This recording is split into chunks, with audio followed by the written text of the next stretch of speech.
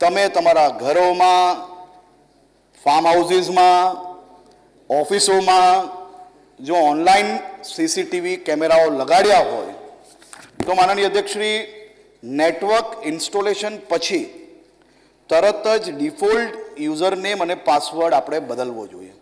અહીંયા બેઠેલા સર્વ લોકો જાણતા હશે કે કેમેરાઓ જો ઘરમાં નાખ્યા હશે તો કેમેરાની કંપની દ્વારા માનનીય અધ્યક્ષશ્રી 2-3 પ્રકારના પાસવર્ડ અને યુઝર નેમ આપતા હોય છે.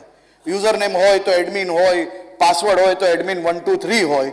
આવા હજારો લોકોના ઘરમાં માનનીય અધ્યક્ષશ્રી તપાસ કરશો ને તો આજે બી આ જ યુઝર નેમ મળશે, આ જ પાસવર્ડ મળશે.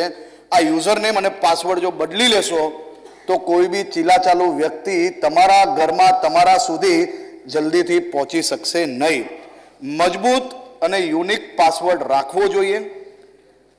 2 ફેક્ટર ઓથેન્ટિકેશન જે છે એની અંદર આવે એને ઇનેબલ કરશો તો જરૂરથી સુરક્ષિત રહેશો.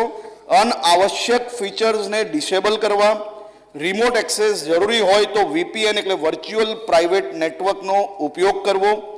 નેટવર્ક વિડીયો રેકોર્ડર અથવા ડીવીઆર લોક કરેલ સ્થાને રાખવા જેથી અનધિકૃત એક્સેસ આપણે રોકી શકાય.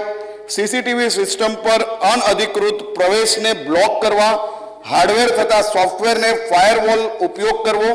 માનનીય અધ્યક્ષશ્રી, સીસીટીવી સિસ્ટમને ખાસ ડિટેક્શન સિસ્ટમ હોય તો તેનો ઉપયોગ કરવો જેથી હેકિંગના પ્રયત્નો થાય તો રિયલ ટાઈમ અપડેટ આપને મળતો રહેશે.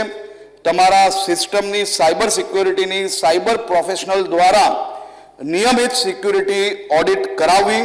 અને જો આ બધું કરશો તો અમિતભાઈ, હું તમને 100% ખાતરી આપું છું કે મારા રાજ્યની કોઈ બી મહિલા સીસીટીવીનો ભોગ નહીં બને, એની 100% ખાતરી આપી શકું.